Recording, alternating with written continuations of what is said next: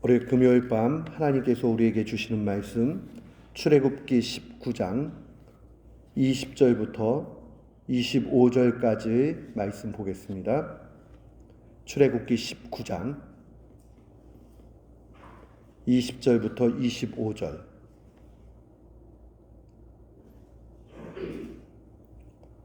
우리 주의 말씀 함께 봉독토록 합니다.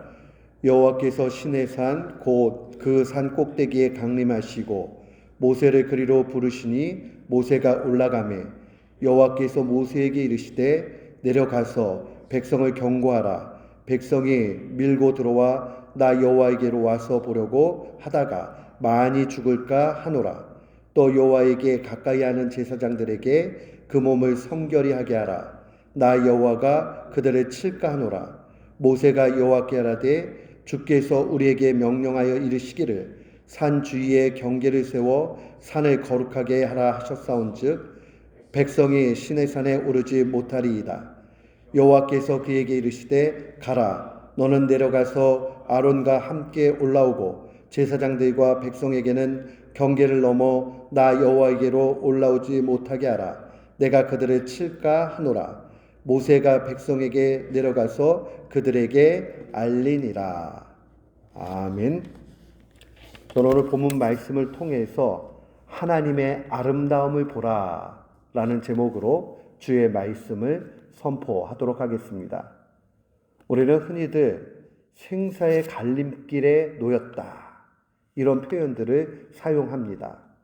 사느냐 죽느냐 그 아주 중요한 시점을 표현하는 말입니다. 이 사느냐 죽느냐의 문제는 간과할 수 없는 너무나 중요한 문제입니다. 신앙에 있어서도 사느냐 죽느냐의 문제가 있습니다. 하나님의 충만한 은혜를 받고 미국의 그 대각성 운동을 주도했던 조나단 에드워즈 목사님이 이런 이야기를 했습니다. 우리는 하나님의 아름다움을 보지 않는 한 만족함이 없다. 사람이요, 불만이 가득 차게 되면은 살 수가 없어요. 마음이 지옥불이 된다고요. 인생의 의미도 찾지 못하고 계속 허우적거리다가 그냥 괴로움 속에서 인생을 마무리하게 됩니다. 그런데 우리가 신앙을 가지고 있어도 무기력하고 힘이 없고 그 다음에 좌절하고 왜 그러느냐? 조나단 에드워즈 목사님은 한마디로 그 영혼이 하나님의 아름다움을 보지 못하기 때문에 그렇다라고 이야기했습니다. 목사님 계속 이렇게 이야기합니다. 지성은 진리를 보고 의지는 선을 보았을 때, 또 사랑은 하나님의 아름다움을 보게 한다. 이렇게 이야기를 했어요. 그러니까 우리의 지성, 이해력이죠. 이해력의 만족이 어디에 있느냐? 그 이해력의 만족은 진리를 만났을 때 만족하게 돼요. 그러니까 세상에 똑똑한 사람들을 일컬어서 지혜자라고 얘기하고 옛날에 지혜자라고 얘기하면 바로 철학자를 얘기했어요. 철학자는 이 필라소퍼라고 얘기하는데 이 필라소퍼라는 말이 뭐예요? 지식에 대해서 사랑을 가지고 있는 사람을 얘기하죠. 그러니까 당시에는 철학자들이 가장 지혜롭다 이렇게 얘기했지만 그 철학자들도 이 땅에서 누릴 수 있는 그 진리까지만 알고 있는 거예요. 그러나 하나님의 영이 충만한 사람, 성령 충만한 사람의 지성은 하나님의 진리를 보게 됩니다. 거기에 만족감이 있어요. 또한 우리에게 의지가 있죠. will. 우리가 할 수 있는 의지를 하나님이 주셨다고요. 근데 이 의지의 만족함은 어디에서 나오느냐? 선을 봤을 때 만족해요. 그러니까 악한 일하고 그래가지고 내가 당장에 뭐 이익을 얻으면 그거 그때는 달콤하고 좋게 느낄지는 모르지만 양심이 있는 한 그거 바라보고 만족하지 못해요. 허무하다고요. 그러니까 옛날 사람들도 경험해서 알았어요. 두 아이가 다퉈요. 한 아이가 엄청 얻어맞아요. 얻어맞은 애는 집에 가가지고 얻어맞았으니까 화는 좀 나지만 발 뻗고 잔단 말이에요. 근데 때린 사람은요, 그 죄책감도 오고, 그 다음에 다음날 혼날 거 생각하면 두려움이 오고 하니까 아주 그 지옥불에 그렇게 살아간다고요. 흉악한 강도들이 도주를 해요. 도망친단 말이에요. 그러다가 이 사람들이 언젠가는 잡혀요. 그러면 고백하는 게 있어요. 이제 영혼의 안식을 누리는 것 같아. 왜 그러느냐? 도망치다 보면 육신도 힘들지만 마음도 힘들고 그 의지가 다 죽어나기 때문에 그렇죠. 의지는 선을 행할 때에 만족이 있는 거예요. 그 하나님의 선하심을 알게 되고 그 하나님께서 선을 내게 공급해 주신다는 걸 느끼게 될 때 우리의 의지는 만족함을 누리게 됩니다. 또한 우리가 성령 충만하게 될 때에 어떻게 되느냐? 결론은 믿음의 최종 열매는 사랑으로 나타납니다. 그 사랑을 가지고 있는 사람, 그 사람은 하나님의 아름다움을 본다라고 조나단 에드워즈 목사님이 이야기했습니다. 사랑하는 성도 여러분, 우리가 너 사랑해라, 원수를 사랑해라, 너 때리는 사람에게 나머지 뺨도 갖다 대라 하는 것이 그냥 윤리적 수준에서 주님이 우리에게 가르쳐 주신 말씀이 아니에요. 거기에 만족이 있고 거기에 참다운 하나님의 아름다움을 보는 길이 되기 때문에 그러합니다. 용서하라. 내가 어떻게 용서합니까? 그 사람을? 그 사람이 나한테 얼마나 나쁘게 했는데 그 주님이 용서하라고 할 때는요, 그 얘기를 듣고 있는 그 사람을 위해서 해주는 얘기예요. 용서할 때에 그 다음에 사랑의 마음이 오게 되고 사랑의 마음이 있게 될 때에 하나님의 아름다움을 보게 됩니다. 우리의 절대 만족이 어디에서 오는가? 하나님을 보는 것, 그것은 바로 영혼의 모든 능력이 만족함을 얻는 것이다. 그렇게 증언합니다.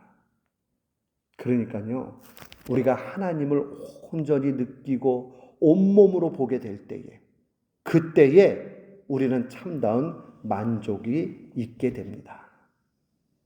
우리가 어떻게 하나님을 볼 수 있습니까? 이 하나님을 보느냐 보지 못하느냐 하는 것은 인생에 있어서 아주 중요한 문제입니다. 사느냐 죽느냐 그 갈림길에 있는 그러한 문제라는 걸 기억해야 됩니다. 하나님 보지 못하면 허무하고 무기력해집니다. 오늘 이스라엘의 그 이집트에서의 탈출 여정을 보게 되면 비로소 하나님을 우리가 어떻게 보게 되는지를 분명 알게 됩니다. 우리가 잘 알지만 430년 동안 이스라엘 백성들은 이집트의 속박에서 종살이 했습니다. 이제 때가 됩니다. 하나님께서 모세를 지도자로 세웁니다. 모세에게 명령하십니다. 내 백성을 데리고 나와라. 모세가 결국은 순종합니다.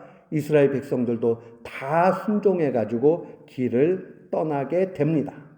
신앙의 여정이 시작이 되죠. 그런데 그들이 나와서 쭉 가다 보니까 앞에 걸림이 생겨납니다. 홍해 바다가 앞을 가립니다. 그러나 하나님의 놀라우신 은혜 가운데서 그들은 홍해 바다를 완전히 땅을 밟으며 건너게 됩니다. 믿음으로 홍해 그 바다의 땅을 밟은 이들은 다 삶을 얻었다라는 것을 보게 됩니다. 또한 그들은 광야로 돌아와서 이제 만나를 먹고 하나님의 은혜 가운데 살게 됩니다. 이 신앙의 여정에 대해서 하나님의 귀한 바울 사도는 어떻게 해석을 하느냐? 고린도전서 10장 1절로 4절에 보면 이렇게 증언합니다. 형제들아, 나는 너희가 알지 못하기를 원하지 아니하노니 우리 조상들이 다 구름 아래 있고 바다 가운데로 지나며 모세에게 속하여 다 구름과 바다에서 세례를 받고, 보세요, 홍해 바다를 건너가는 것이 세례를 받은 것이다, 이렇게 이야기를 해요. 왜 그러느냐? 믿음이 있는 사람만 그 바다의 땅을 밟고 간 거예요. 분명히 하나님의 기적적인 역사 가운데서 이 홍해 바다가 갈라졌습니다. 그리고 밑에 이 바닥이 드러났어요. 그런데 거기 보면 물기둥이 올라와서 위에는 물이 계속 흘러요. 언제 내려올지는 몰라요. 근데 그걸 보고 두려워서 발을 내딛지 못하는 사람들은 그 홍해 바다 건너오지 못하는 거예요. 죽는 거라고요.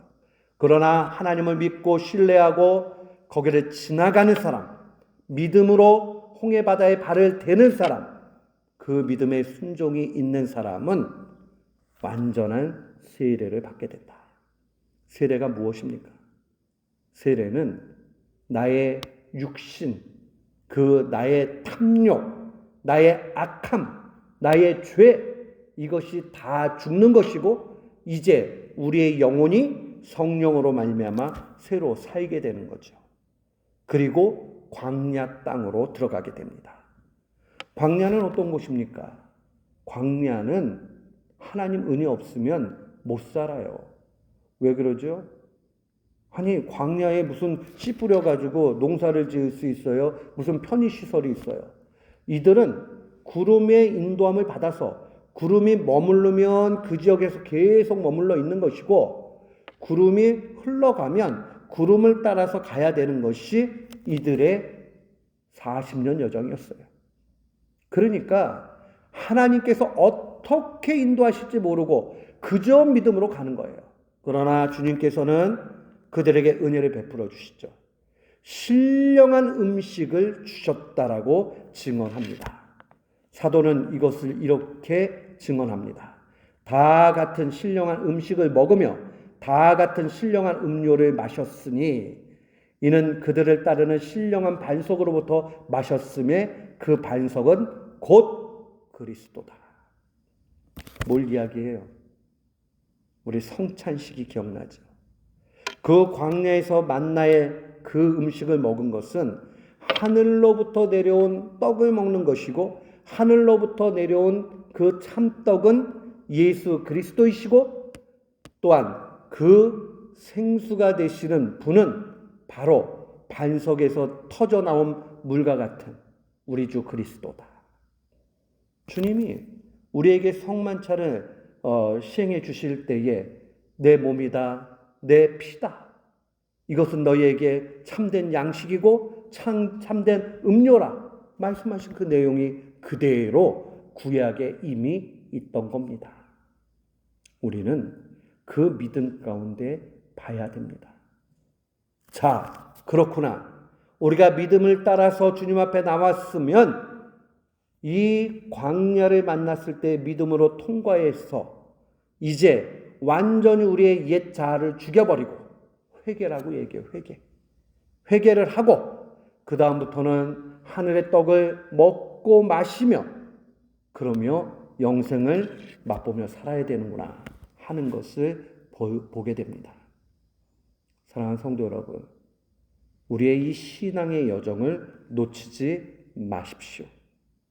이제 그렇게 이집트를 출발해가지고 3개월 정도 지났을 때에 그들이 시내 광야, 시내산이 있는 시내 광야에 이르게 됩니다.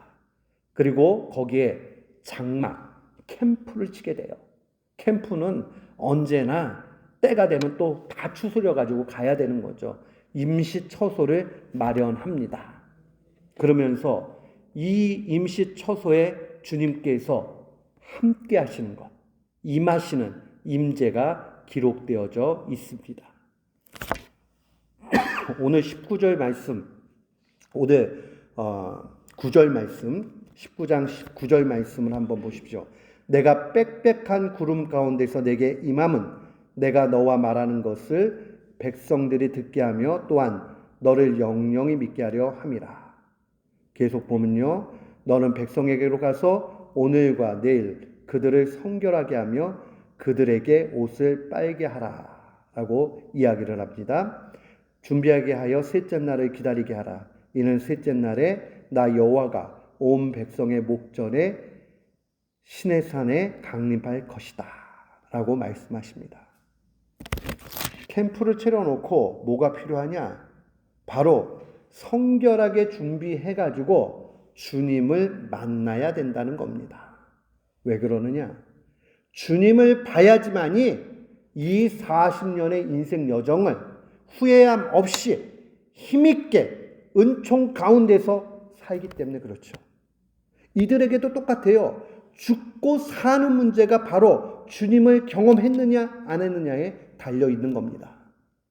자, 회개했어요. 그리고 이제 만나를 먹을 수 있는 광야 땅까지 왔습니다. 그 다음에 제일 계속 이들에게 시급하게 요구되고 준비돼야 되는 게 뭐냐? 성결하게 주님의 임하심을 준비하는 겁니다. 우리의 신앙으로 와서 이야기할까요? 우리는 교회 나와 세례를 받고 성찬을 참석하고 날마다 주님 앞에 간구하며 나아갈 때에 성결하게 하며 주님의 임재를, 주님의 임하심을 기대하고 봐야 됩니다. 임하심을 본다는 것 다른 것 아닙니다.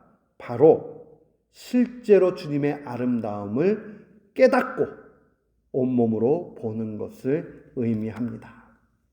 그러면서 우리가 읽은 20절부터 25절은 무서운 말씀이에요.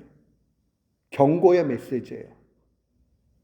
거룩하지 않으면 하나님 앞에 나와서 하나님 앞에 죽는다는 말씀이에요. 그 얘기는 뭐예요?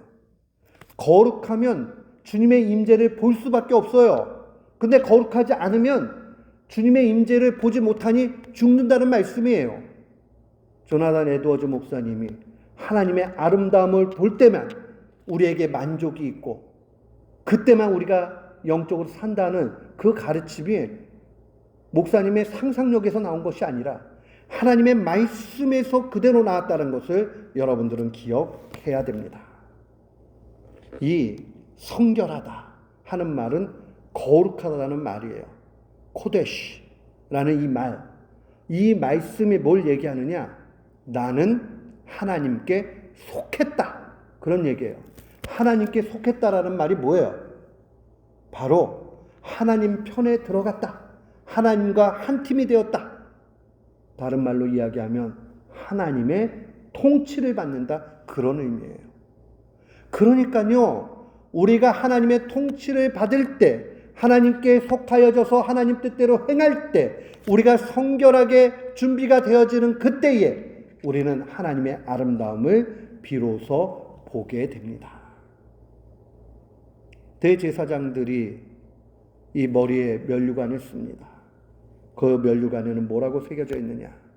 여호와께 성결이라고 그렇게 새겨져 있습니다. 코데시 야훼, 여호와께 성결. 이 하나님 앞에 성결한 것이 우리의 살고 죽는 문제라 하는 것을 기억해야 됩니다. 우리가 예수 그리스도를 믿고 구원을 받지만은 신앙생활이 주님 앞에 구별돼 가지고 온전히 하나님의 아름다움을 날마다 보지 못하면 우리도 모르는 사이에 우리의 있던 신앙을 조금씩 까먹게 돼요. 그러다가 결국은 허우적거리다가 세상 속에 함몰돼 있다가 그 다음에 인생을 방황하다가 나중에 그저 또 주님의 은혜로 회개해가지고 돌아오는 그 인생. 그 무슨 의미가 있겠어요? 하나님 앞에 이제 회개했으면 주의 몸과 피를 먹고 마신다면 이제 그리스도인이 되었다면 이제 온전히 하나님의 아름다움을 날마다 봐야 됩니다. 종교개혁했던 카이베는 이야기합니다. 나는 날마다 눈을 뜨며 하나님의 영광을 본다. 다 똑같은 말이에요. 자연 만물을 밖에서 이렇게 막 봐도 야 감사하다. 하나님께서 오늘도 이렇게 은혜를 주시는구나. 하나님이 나를 붙잡아 주시는구나 하는 것을 느끼는 사람과 아유 이 지긋지긋한 세상 아유 언제 끝나나 하는 사람은 인생이 완전히 다른 얘기예요. 신자들 가운데서도 빨리 그냥 주님 곁으로 가면 좋겠다. 그러면서 인생과 허비하는 사람이 있다면 그거 얼마나 아름답지 못해요. 주님이 오늘도 이렇게 하루를 주셨구나. 얼마나 감사한가. 하나님께서 맑은 날을 주셨구나. 오늘은 눈을 보내주셔가지고 이렇게 하얗게 만들어 주시는구나. 물이 엄청나게 쏟아지는데 무섭기는 하지만 세상을 하나님이 청소해 주시는구나.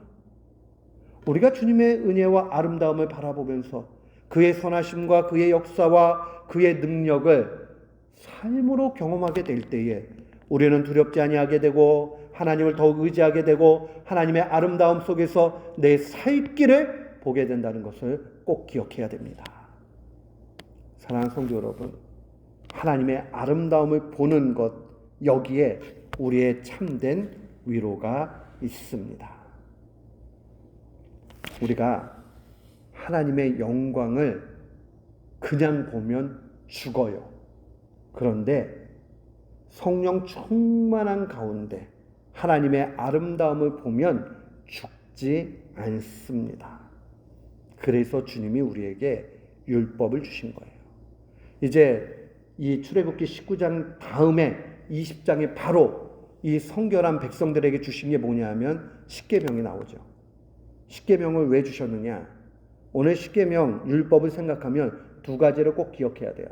첫 번째는 나는 율법을 온전히 지킬 수 없으니 예수 그리스도가 꼭 필요하다 하는 것을 언제나 깨달아야 됩니다. 두 번째는 이 율법을 통하여 주님 앞에 성결을 간절히 갈망하는 가운데 우리는 하나님의 아름다움을 봐야 되겠구나 하는 결단이 필요합니다.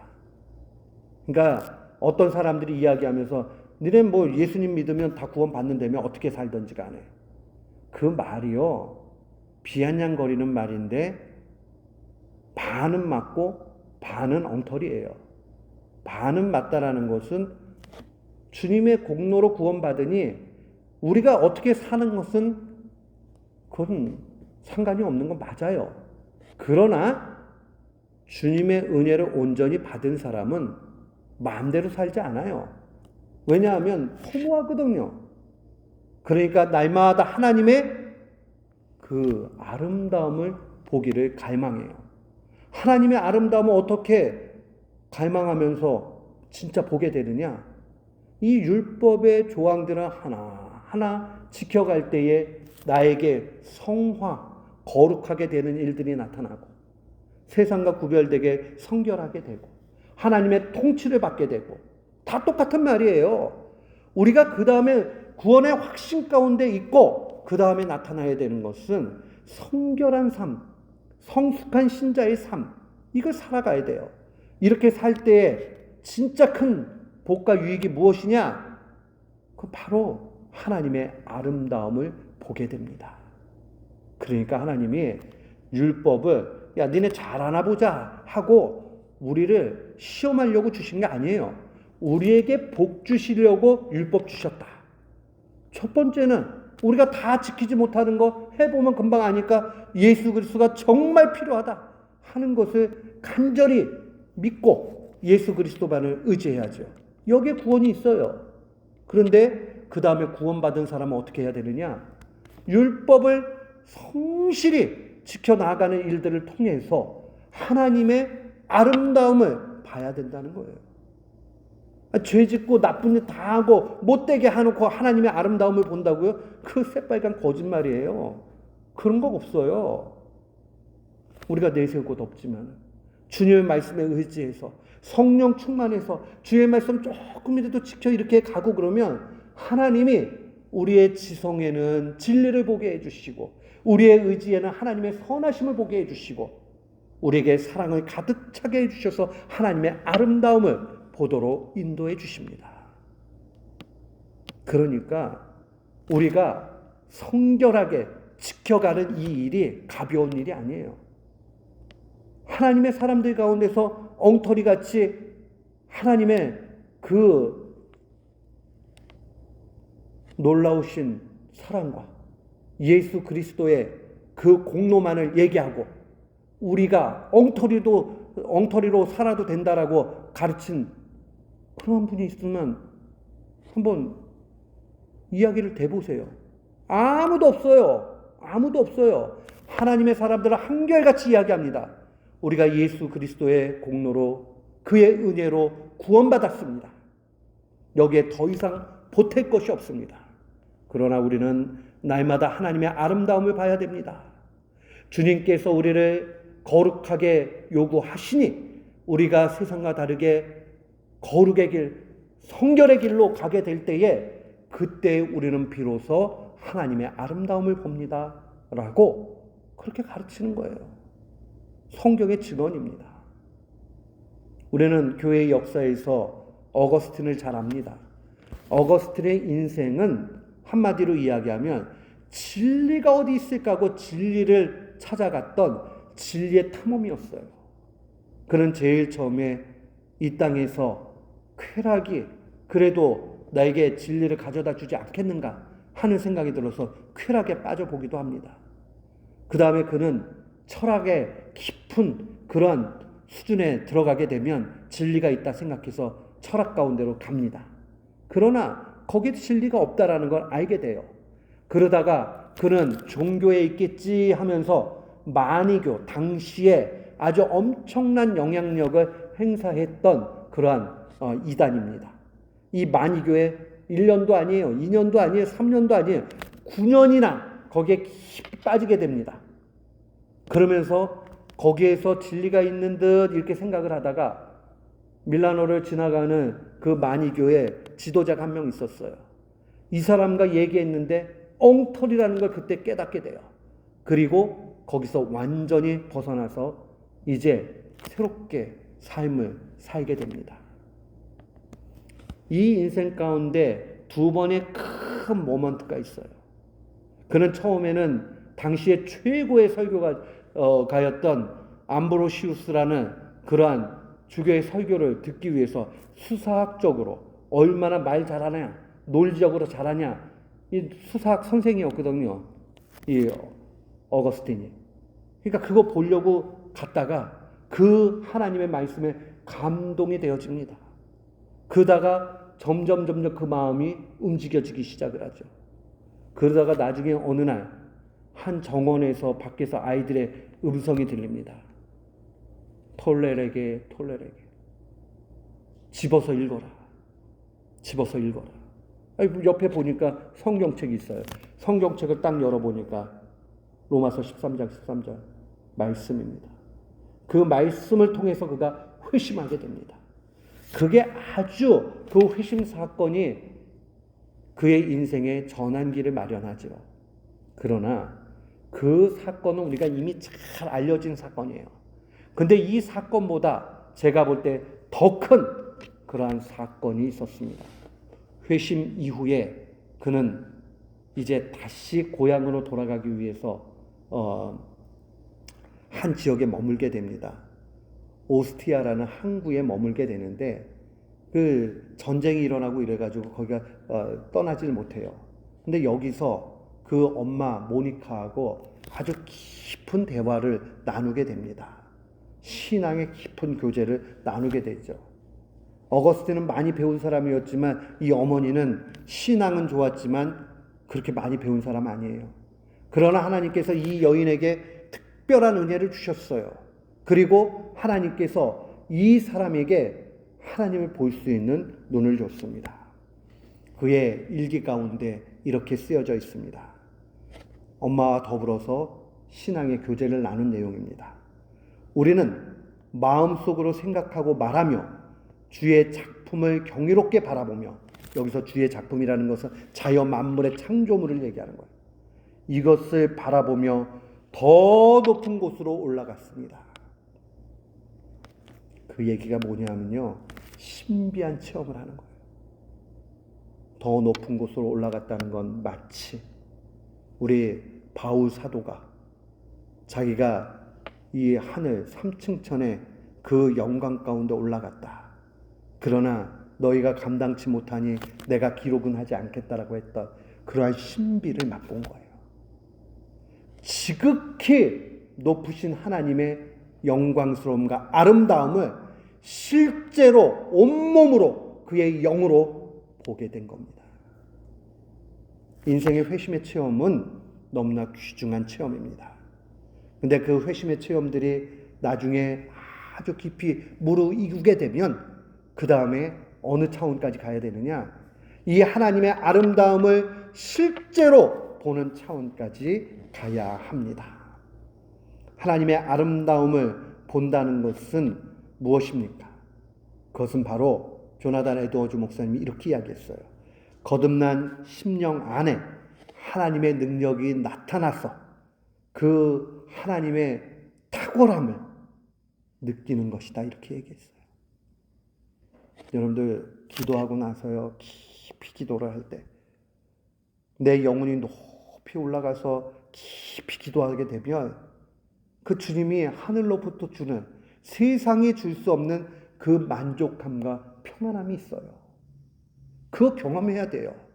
이 차원이 더 깊어지게 되면 하나님이 각양 신비한 은혜의 그 모습들을 보여주십니다. 그는 계속 이야기합니다. 하나님의 영광은 단순히 외적 형태로만이 아니라 오히려 거룩함의 아름다움에 있다.